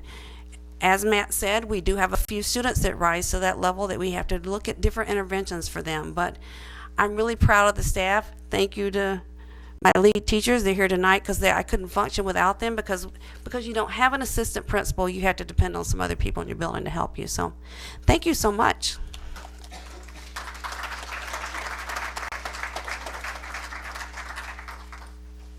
Thank you all for those reports. As you have all mentioned, I think it's good that for the board to hear from people in buildings what's happening in buildings. So we appreciate your reports. Thank you. I would like to say thank you very much. Just to have the principal reports and to have that communication that we're all striving for to understand where we can improve is very helpful. And I know I was especially touched by, well, I was touched by a lot of things, but for educators at our high school to take 10 minutes of their prep time to make sure the halls are cleared, I think they need to be thanked for that effort too, because that's a sacrifice of their time to prepare. And every one of the schools, it's just nice to know what's going on in the efforts that are moving forward for some of the disciplinary issues that we heard of as a board. I know we've heard a lot, and one of the things that we have talked about, but we haven't really moved forward on, is in that code of conduct, we've talked about blending the restorative practices a little better. Maybe we need to look at the younger grades and how maybe there needs to be some differentiation for the code of conduct. So moving forward, the information that you provided and where all of us as board members have thought we're working together. So thank you. Thank you. Mr. Bonds? Good evening, everyone. Okay. Awesome job. I just get so excited every time I have an opportunity. People know when you give me the mic, sometimes I can go on and on. I'll try to be brief, but what inspired me today is our students. I mean, this is what excites me every day. This hearing our students talk and how accomplished many of them are and how eloquent some of them are with all the things they shared tonight. I mean, these are the things that wake me up and make coming to school and to our district something I'm proud of and can't wait to do. So great job today, students. So as you know, if you don't know, over 4 months ago, around December, January, the board approved the formation of an ad hoc committee called the Academic Achievement Ad Hoc Committee. And so I'm going to briefly go through what the ad hoc committee is charged to do and just give you just a little information about it, and then you will have an opportunity to ask questions if you so choose, or actually you can write on those cards and I will respond to them at a later date. So again, this is why I have pictures in here about students, because I've had a chance over my career to work with students at the elementary, because when I see students, I see nothing but potential. And I think about our students at Beloit, nothing but potential. These students are from Gaston Elementary School, and you'll see that at the end of the day, we want our students to be proud graduates of our school district. We have many things to be proud of in our district, and you've heard a lot of those good things from our principals and from our students, because those things should not be forgotten in all of these discussions about the challenges we have. There's so many amazing things, and I would be remiss to not invite you, parents, community members, please visit our schools. The principals welcome you. We welcome you to visit the schools, so take the opportunity so that you can see all of the great things that are going on. So what is the charge of the committee? It is to examine and recommend actionable strategies to close the achievement gap in the school district of Beloit. And one of the things that people always, have questions about is, well, what is this thing, called the achievement gap, and what is it truly? So the definition of it in the most simple terms is the difference in achievement in one group compared to another group. One group compared to another group. And in school systems, it's usually referring to the difference in test scores from minority or low-income students and the test scores of their white and Asian peers. So that's typically how it's defined in the school system, but it can be a gap that exists with any group. For example, in the school district Beloit, you will see in a later chart the performance of our white students compared to their statewide peers, and a gap exists there. Here's the demographics that exist in the school district or in the city of Beloit as of 2010.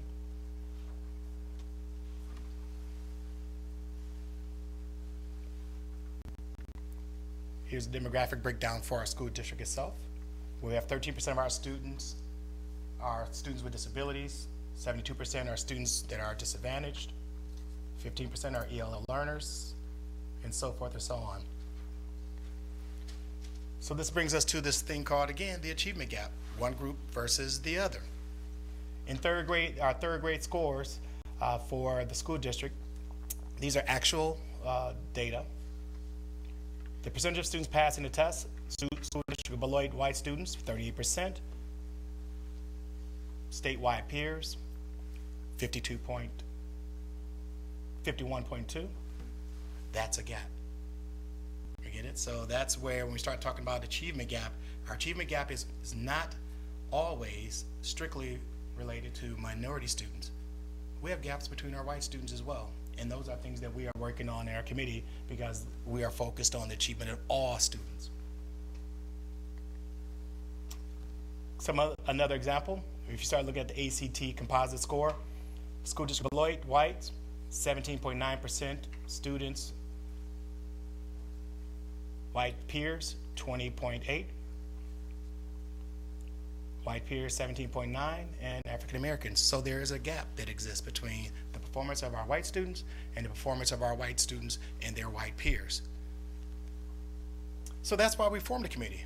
In the School District Beloit, we believe in all students, the success of all students, white, black, Asian, multi-race, all students, special ed students. We want everyone to be successful, and that's what we're striving for. And so here are some of the pillars that we're going to focus on. So think about the 4 areas that we will take a look at and have subgroups. Academic achievement, so how are students faring? What are things that we need to do to make sure that we are improving outcomes? Parent, family, and communities. Many of you mentioned that here tonight. How do we engage our families differently? How do we engage the community to support us? Leadership and instructional capacity. How are teachers providing instruction? What's the quality of that instruction? How do we support them to build their capacity? As well as our principals and learning environment. That includes things from how accessible the building is, how welcoming the environment is. When you walk through the building, does it feel like a school? And if you go into a classroom, do you see what I consider to be a scholarly environment that exists as you walk throughout the building? So those are the 4 main areas that we will be taking a very deep dive and discussing strategies that are being implemented, as well as filling a gap. There are roughly 36 individuals who serve on the committee. They are representative of our community members as well as our staff. The strands that we will incorporate throughout all areas is a focus on high expectations and rigor. The use of data. You heard the principals this moments ago talk about their performance data. We really are focused on, well, what's happening in those schools? How many suspensions are occurring? How many students are in AP classes? What's the performance of our students in terms of grades and performance? Equity and closing the achievement gap, and collaboration and supports. So those will be the 4 strands that we'll go through all of those, through those 4 committees. Again, on the academic achievement, we're focused on literacy, math, and all subject areas, while at the same time closing the achievement gap and opportunities gap. Parents, family, community develop strategies to increase engagement, increase support, and increase true partnerships. Leadership capacity and instructional capacity, improving the skills of our principals and their leadership. Also to improve teacher skills and their instructional quality. Learning environment to create safe and positive schools by improving student discipline and expectations, improving classroom management and positive supports, and creating a scholarly feel and look in our schools. I'm proud to say that we have met 3 times. The committee is full of energetic people who are committed to the work, and I'm excited about that. I want to thank them publicly for all of their work and being a part of the committee. Any questions?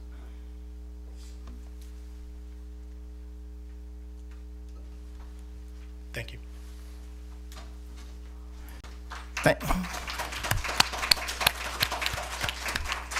Mr. Barnes, thank you very much for your efforts and so forth and your work on that ad hoc committee. I just want to say to these students before they end up leaving, I know it's kind of getting late, I want to say thank you for your comments, and I want to say thank you for coming here tonight. I think I almost feel like I need to give you a stipend because I felt like I got an education here tonight. And I know many of us kind of feel the same way. But let me just share with you, we heard you, and we're listening, and I want to thank you for having the courage to speak. You know, I always tell students all the time, you either change for change or be consumed by change, but the fact is the only people who like change are babies. And I will tell you this, You can measure the impact of the change by the intensity of the resistance to the change. So I want to encourage you to continue to stand up, stand out, speak up, speak out, and speak often, and never let your voice be silenced. Just want to update you on a few things that we've been doing in the area of equity. I'm sure that everyone is aware nationwide around the issues around immigration. And so to all the people who are in the audience and who are in the listening audience, we are working with our attorney, and will see some information coming out about immigration. There are many avenues and many organizations that are having immigration informational sessions throughout the city. So we encourage everyone to take part, but we will be sending home some information from the School District of Beloit here in the near future. You heard a lot of talk about mental health. We had our state superintendent, Dr. Tony Evers, come to to Beloit Memorial High School and had a conversation with some of our staff people about mental health. That is a major issue, and I know that's something that he's working to get more funding, and we're very fortunate to lend our input to the state superintendent. So we're very proud of that. I want to thank everyone who continues to come to the Equality Committee meeting to address a variety of different issues for all students. At our last Parent Academy as well, our numbers have continued to grow, and we want to encourage everyone out in the audience and who's listening to come be a part. We started these parent academies because some people felt that they were not being communicated with. So this is a great opportunity to come out and continue to have your voices heard and your concerns addressed. So we encourage everyone to come out. At the last session, we discussed virtual schools and strategies to improve school climate and culture. We don't claim to know everything. I believe Socrates said, I know I'm the smartest person in the world because I realize I don't know everything. And so we don't claim to. So this is a great opportunity to provide input to us as well. We're very proud that there's going to be a new African American history book inside of the high school. We want to thank the board for approving that, and that's very important to keep our students updated on the latest changes and trends within our American history.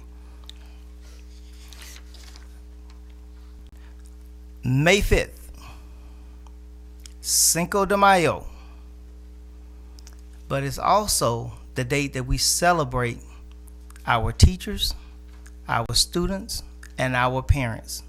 There's going to be an outstanding program at the Eclipse Center to recognize our staff, students, and parents. You do not want to miss that event. So for everyone who's in the audience, and for those of you who are watching, we do have tickets that will be available. But more importantly, we just want to say to our teachers how much we appreciate you, and to our parents as well. Parents, you add value. Our students, you add value. It's one team, one fight. So thank you all very much. Pending your questions. Any questions? Thank you, Dr. Williams. The Equality Committee report, please. We table that one. Oh, okay.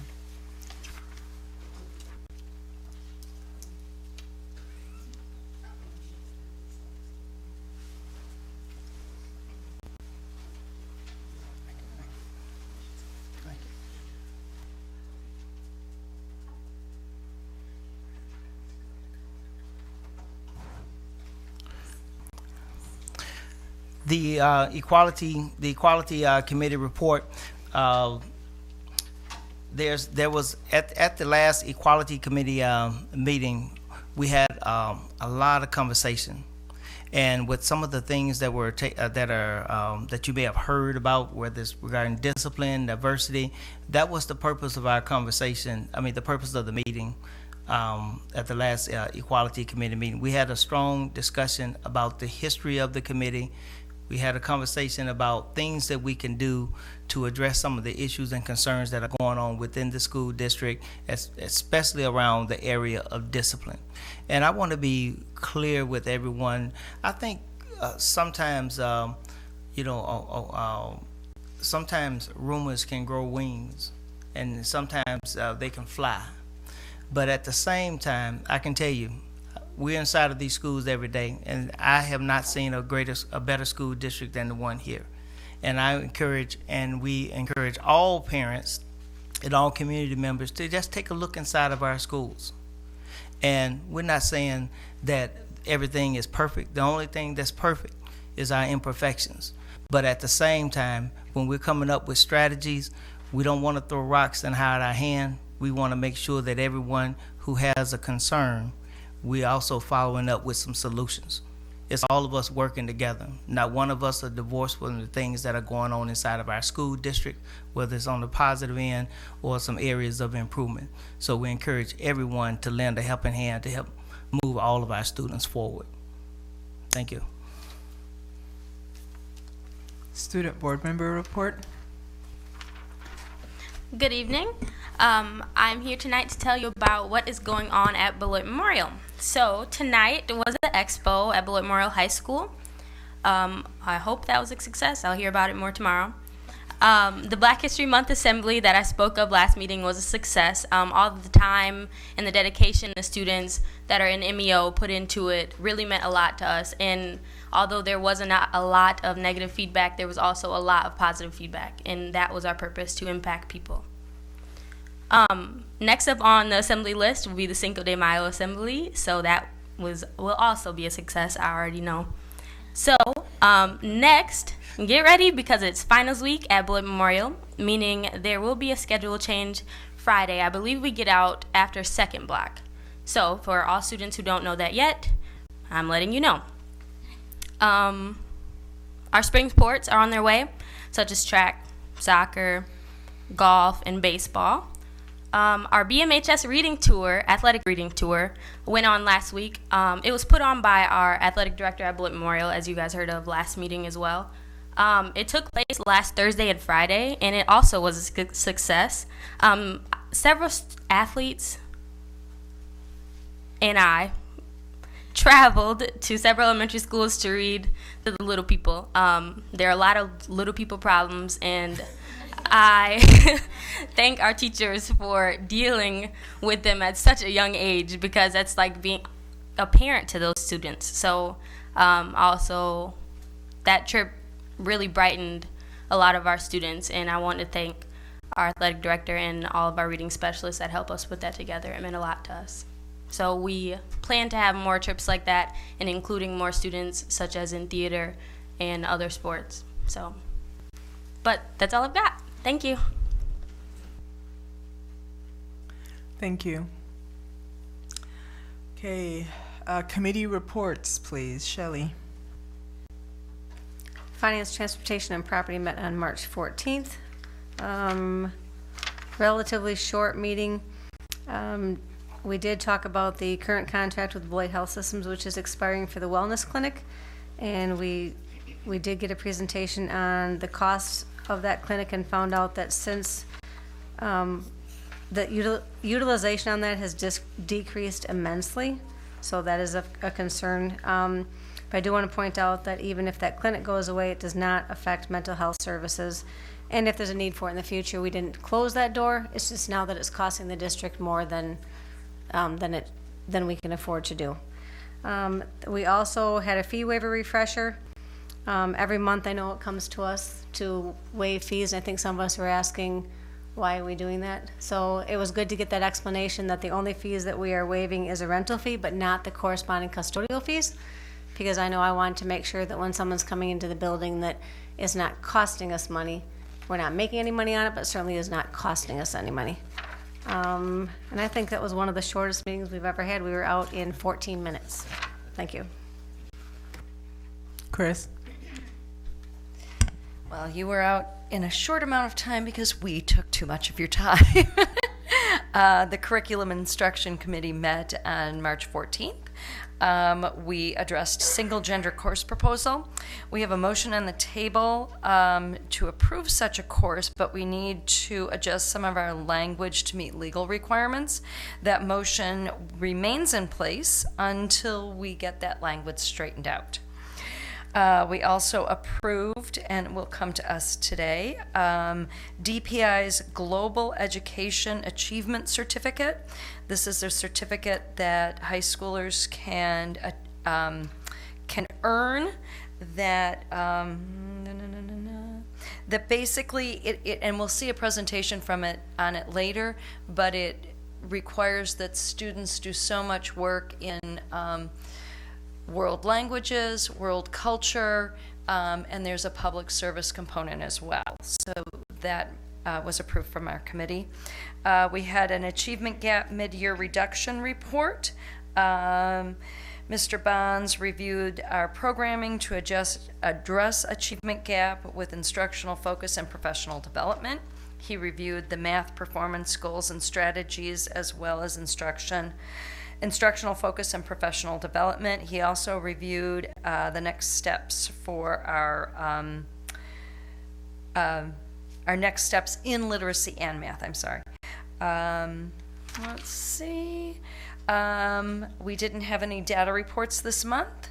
We had a report from Carol Campbell and LaKimberly Jefferson. They're the principal and assistant principal at BHMS about advanced placement courses. They shared their current course offerings, the number of seats offered in those, as well as how many drops we have. They also reviewed recruiting efforts.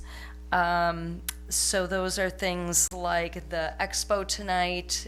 There's presentations given on that. Presentations are given to LULAC, MIO, Spanish clubs. Teachers go out and recruit kids by hand.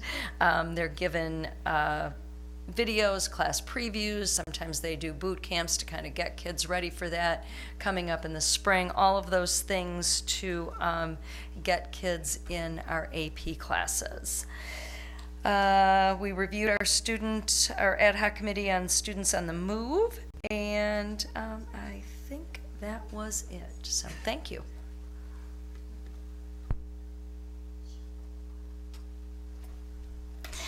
I'd like to make a motion that we will add on to this business meeting. We have a policy, if it goes beyond 2 hours, that we need to have a motion, and I'll make that motion to go beyond the 9 o'clock time period.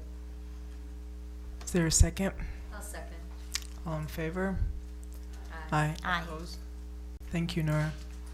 Policy. Well, this is my last Policy and Personnel Committee report. I'm at the end of my second, third year term, and I believe I've been on the Policy Committee all those years. So my report's going to be a little bit different for 2 reasons. It's my last report, and the other reason is we had 5 meetings this last month, and many of them lasted more than 2 or 3 hours or more. So there's a lot to report on. So I'm going to kind of condense it, but I'm also going to share a little bit about the Policy and Personnel Committee. Our charge is to review policies, to update policies, to change policies or delete policies.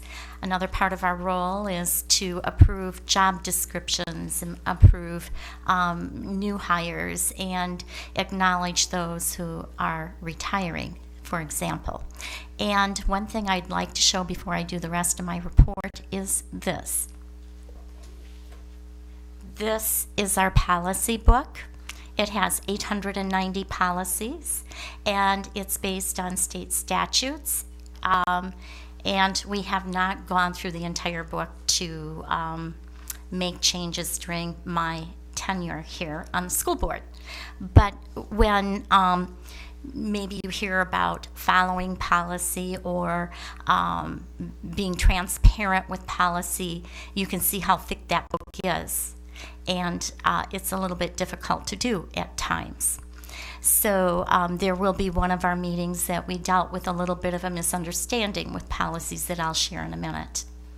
Our first meeting was February 27th, And I'm just going to say we updated policies at the end. I'll tell you what those policies are. But, well, one was on legal counsel, I can tell you that. But I have a change in the minutes, Michelle. On page 30, it says superintendent designers. It should be superintendent designee. So that's one correction. So that's February 27th. We also met on February 28th, March 3rd, March 10th, March 8th, March 10th, and March 14th. We do not have minutes for March 10th because that was in closed session, and that has to be approved. So on February 27th, we talked about a couple of the policies, including the legal counsel, and I put forward the Policy and Personnel Committee duties to be updated as well. Because this is the end of my term, I recognize that there are a lot of policies for the new board that comes in and the relatively new board here that they may need to have a little direction. So there's probably a lot more policies than anybody cares to read. We also met on February 28th, and a focus of that meeting was on exit interviews. I think a lot of people read where there's been a little bit of turnover, but we want to know why. So we are kind of looking at putting out an RFP for maybe a third company or a third party to look at those exit interviews. So we had a long discussion about that. And then in the midst of all of our transitions, the Beloit Education Association, or BEA, sent out a survey in December to educators, and they had a few results that we discussed in our policy meeting on the 28th. And one of a couple of things that came up were the climate issues in the classroom, discipline, and time to do report cards and professional development, sort of the same things that we learned at our town hall meeting. So that was February 28th. Then on March 3rd, Michelle, I have another correction on this.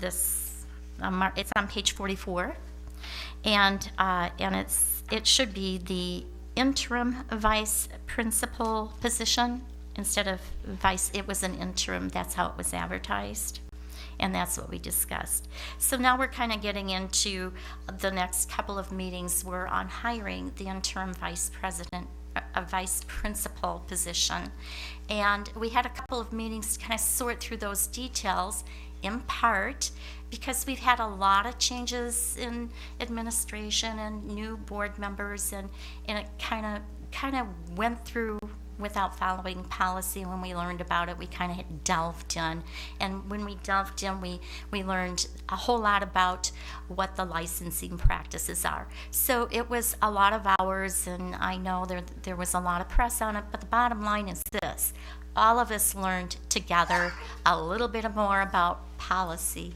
and a little bit more about the licensing process.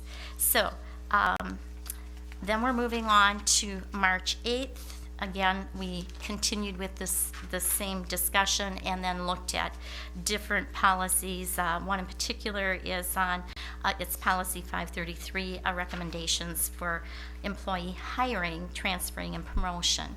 That was one of our policies we discussed there. On page 47, Michelle, that too should say interim school vice principal position.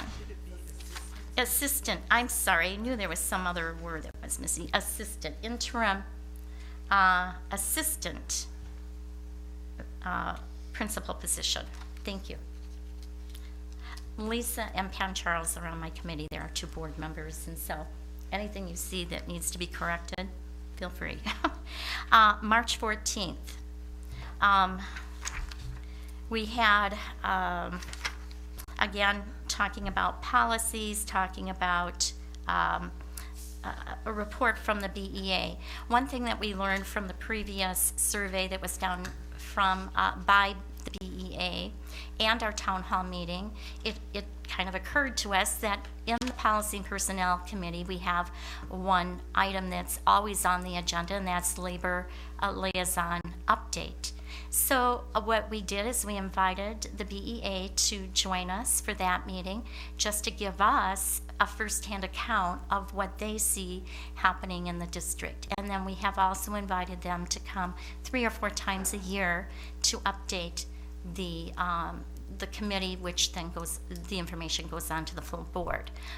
Just to let you know, since Act 10, and without a real active union or representatives, I think this part of our agenda has just kind of been reported by staff, and from the town hall meeting and this other survey, we realized we really need to have them at the table and give us a report. So it will be, it's the intention, I won't be here, but I'm making this public announcement that the intention, I believe, from the committee is to move forward with a formal presentation by BEA at least 3 or 4 times a year.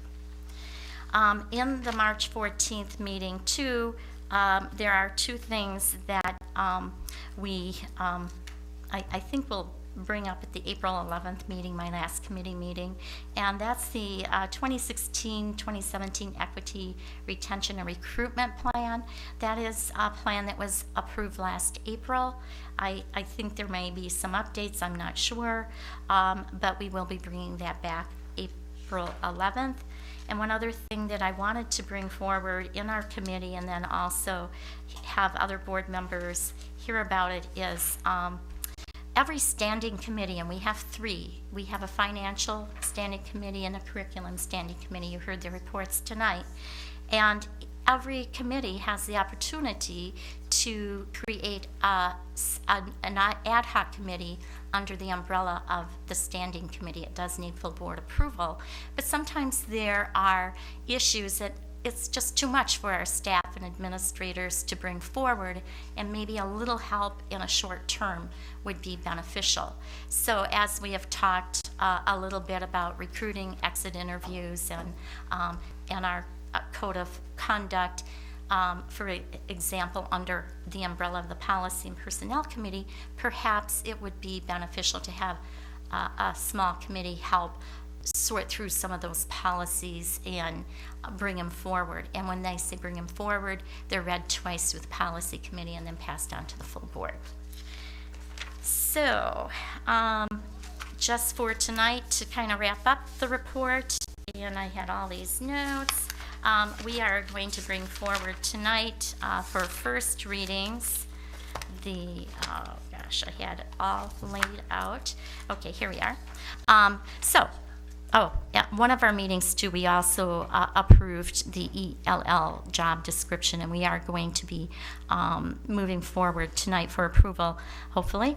The Director of Bilingual English Language Learners, we feel that there is a need to have that position be a director to help develop that program a little bit more. So in all of those meetings that I just mentioned, the policies that are coming forward, but was tabled earlier in a meeting, it's on the agenda, is down the list. But first readings, we have Policy 166, Board Member Requests for Information, 166, Rule 1, Procedures for Board Member Requests for Information. The importance of this particular policy is to make sure that all board members are cognizant of the extra work that it might cause for a staff person to get a lot of information that may or may not be pertinent. And so our HR department, Deidre in particular, she's developed spreadsheets so we can put priorities and when they might be on an agenda to help in that process. So that's what that policy is about. And then policy 221.1, recruitment and appointment of administrative staff support. There's just a little bit update in that. Policy 533, Rule 1, professional educator recruitment selection procedures. That's the first reading. Policy 533, Rule 2, guidelines for adding professional staff positions. Policy 548, staff support evaluations. Policy 554, administrative support staff evaluation. that's a deletion, so we have one less. Policy 141.2, board officer duties. This is a second reading, and we in fact tabled that in the earlier meeting because there's a little bit more information that we want to put in there. Our tweak. Policy 185.3, Policy and Personnel Committee, second reading. Policy 225.1, Administrative Staff Evaluation, second reading. And Policy 481, Student Work Permits, second reading. So that ends my report. Thank you. Thank you, Nora, for your last committee report. You might see something that's missing too. Thank you. Okay, at this time we will do the consent list. All items that are listed with the asterisk will be enacted in one motion. There will be no separate discussion of the items unless a board member or citizen so requests, in which event the items will be removed from the general order of business and considered in their normal sequence on the agenda. Move approval. Second. Second. All in favor? Aye. Opposed? Thank you. Motion carries. We are now at item 9B, Global Education Achievement Certificate. Motion? No, a motion to approve it. I move that we approve the, now I gotta find it. 9B. 9B, thank you. The Global Education Achievement Certificate. Is there a second? Second. All in favor? Aye. Opposed? Motion carries. Thank you. Item 9C, Director of Bilingual English Language Learners, ELL job description. Move approval. Second. Thank you. All in favor? Aye. Opposed? Motion carries. 9D, Policy 166, Board Member Request for Information. Madam President, I'd like to make a motion to approve items 9D, E, F, G, and H as all first readings. And those are for D, Policy 166, Board Member Requests for Information, and 166, Rule 1, Procedures for Board Member Requests for Information. Policy 221.1, Recruitment and Appointment of Administrative Staff, Support Staff. Policy 533, Rule 1, Professional Educator Recruitment Selection Procedures. Policy 533, Rule 2, Guidelines for Adding Professional Staff Positions. And Policy 548, Support Staff Evaluation, first readings, moving them forward. I thought I'd leave the next one separate. Okay. Thank you, Nora. Is there a second? Second. All in favor? Aye. Opposed? Motion carries. Thank you. We are now at item 9I. Move approval for deletion. Is there a second for that? And that's and that policy is 554, Administrative Support Evaluation. All in favor? Aye. Opposed? Thank you. Motion carries. We are now at item 9K, Policy 185.3, Policy Personnel Committee, second reading. I would like to move approval for K, L, M, and N for A. I'm sorry. Items J, K, L, and M. Well, not J, because J got tabled earlier. So Well, you know just what? K. I was wondering if we need to table it for here, because it is on the agenda. I think we need to move that for tabling here too. Oh, is that right? I thought it just wouldn't even come here. Okay. I don't know. Which one's right? So Right, it doesn't it's come not here. even here, right? It didn't come here, but you could either table it here or just make a note that it didn't come forward out of committee. Okay. Okay, so you're taking minutes, so you'll make the note, right?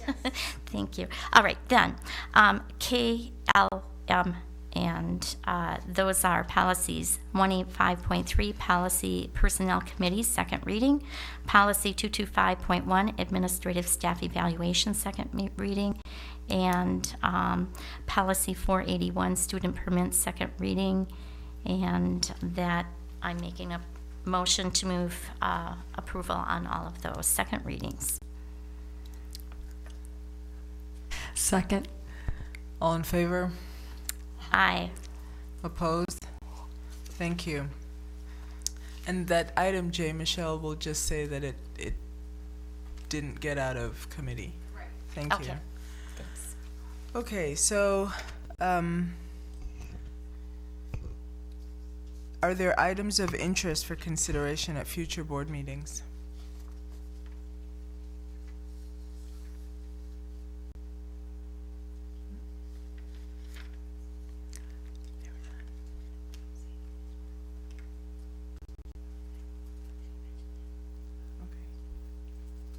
Do you have an item? No items for future board meetings? Okay. So if I may backtrack just a minute, item N, policy personnel recommendations, there are none, which is why we skipped that one. Okay, so the next committee meetings will be on April 11th. The next business meeting will be on April 25th. Should I mention April 3rd? The next special board meeting will be at not a regularly scheduled time on April 3rd. The time has not yet been decided.